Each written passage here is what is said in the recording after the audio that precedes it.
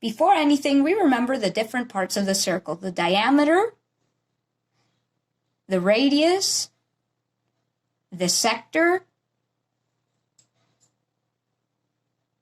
the arc, and the central angle.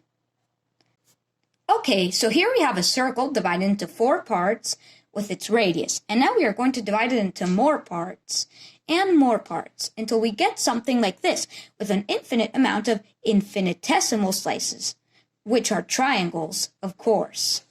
Okay, so here we have a triangle with its base and its height.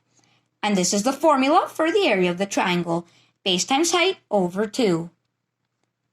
So here we have a circle with its radius. And the height of each of the slices coincides with the radius of the circle.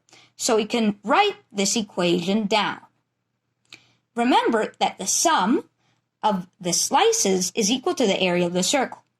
And this would be base 1 times the radius over 2 plus base 2 times the radius over 2 plus base 3 times the radius over 2 plus base 4 times the radius over 2 plus ... which is equal to the radius times base 1 plus base 2 plus base 3 plus base 4 plus ...